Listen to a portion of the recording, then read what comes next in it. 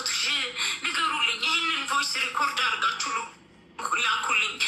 ጌም ላጫውትሽ ምናምን አለች። እሺ ከዛ በቃ የሆኑ ሰዎች የሚያውቁኝ ሰዎች ስለነበሩ ቶሎ ቶሎ ብለው ቁጥሯን ፈልጉ እሺ ብዬ ቁጥሬን እርድነሽ የምትይው ልጅ ማለት ነው። አሜን ምናምን ኮተታተት እሺ ባለጌጥኩኝ እንኳን አበድኩ። በቃ እውነት ሌላው ቀርቶ እንኳን አይደለም እና እንደዚህ ኃይለ ቃል ተጠቅሜ ተናግሬ ማለት ነው። በአንድ ወቅት ሰውነቴ ጨመረ።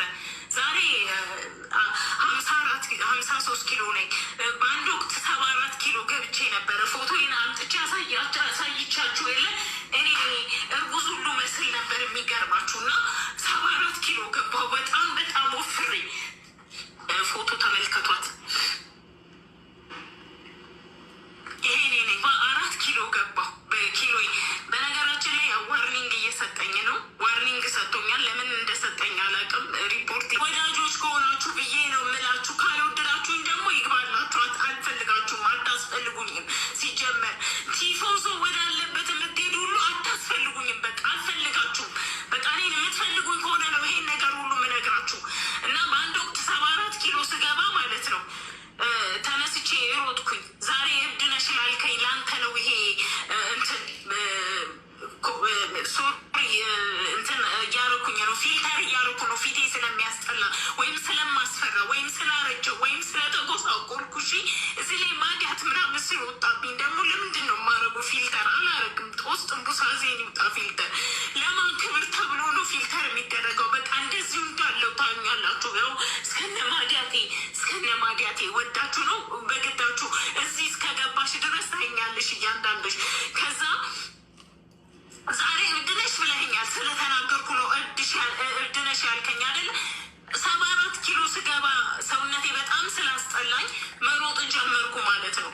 መሮጥ ሲጀምር መጥቶ በዛ ሰዓት እናቴ በህይወት ነበረች፣ ነፍሷን ባጸደዬ እባኮትን የሆነ ሰው ጸበልም ቢሆን ይዞ ይከተላት።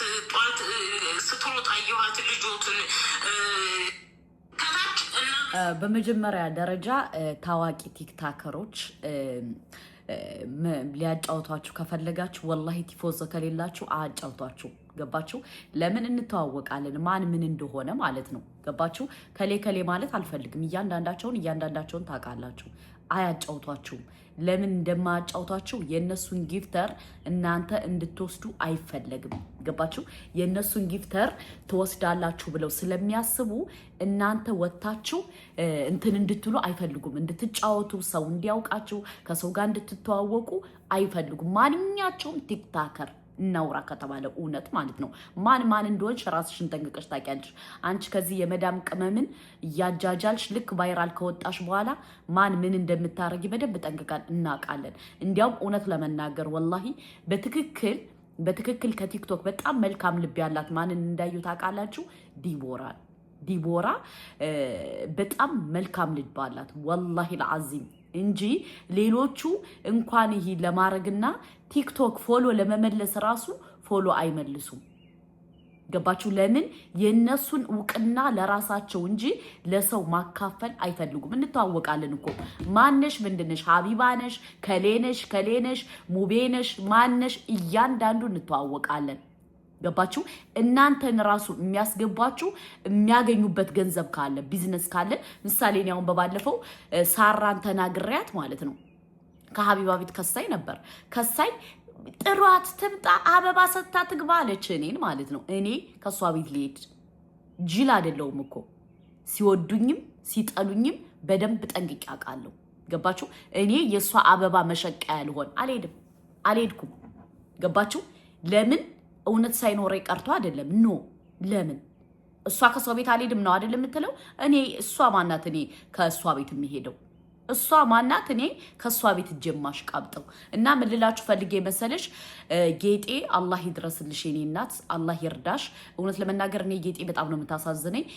ለምን ካላችሁ 20 ዓመት አረብ ሀገር ሰርታ ያልተቀየረሽ ምን ያላለች ሰው እሷን ነው ያየሁት። ሁለተኛ ደግሞ በጣም ነው የምታለቅ ሰው። በጣም እንደዚህ ማለት ግዴታ ስጡኝ ትላለሽ። ይሄ ኖት ፌር አይደለም። ግን ሰው አስቦ ወዶ ፈቅዶ እንዲሰጥሽ አታልቅሽ። እና ታዋቂ ቲክታከሮች ያጫውቱኛል ብለሽ ያግዙኛል ብለሽ ከሆነ እናቴ ተሸውደሻል።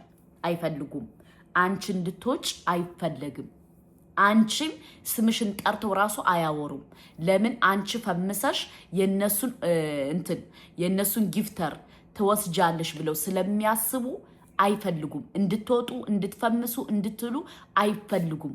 ከሌንሽ ሁሉም ቲክታከር የተባለሽ እሷ ከፈመሰች እናንተ እንድትወጡ አይፈልጉም። ለምን ካላችሁ ጊፍተር ይቀሙኛል ብለው ስለሚያስቡ አይፈልጉም። ይህ መራራ ሀቅ ነው ወላሂ። እና ለማንኛውም ጌጤ አላህ ይድረስልሽ።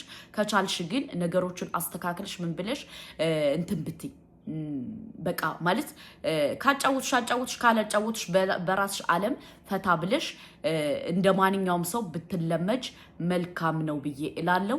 ለማንኛውም አላህ ይድረስልሽ የኔ እናት። ግን ታዋቂ ቲክታከር ለምን አላጫወተኝም፣ እንዴት አላለኝም ብለሽ የምታለቅሽው ነገር ይሄ ማናቱ ካንቺ ላይ ችግር አይቸብሻለሁ። ምክንያቱም ማልቀስ አያስፈልግም። እነሱ ስለማይፈልጉ አንቺ ደግሞ ራስሽን ቁመሽ ተቋቁመሽ ከነሱ ደረጃ መድረስ ትችያለሽ ደግሞ ለቲክቶክ ማለት ነው። ቲክቶክ ላይ ለመፈመስ ባለየ ብቻ ነው መሆን የሚጠበቅብሽ የኔ እናት። ወይ ባለየ ወይ ተሳዳቢ አለቀ ደቀቀ። ከዛ ትፈምሻለሽ፣ ከዛ ዘወር ብለሽ ትሸቅያለሽ ማለት ነው። እና በዚህ ደረጃ ማልቀስ አይጠበቅብሽም። ለማንኛውም ታዋቂ ቲክታከሮች ግን ያጫውቱኛል ብለሽ የምታወሪው ነገር አይሳካም፣ አያጫውቱሽም፣ እንድትወጭም አይፈልጉም። ለምን ጊፍተር ትወስጅብናለሽ ብሎ ስለሚያስቡ አንቺን እንድትፈምሽ ቢያውቁ ያውቃሉ። እያንዳንዱ ወላከሌ እያንዳንዳቸው ማን ምን እንደሆነ በደንብ ጠንቅቀው ያውቃሉ።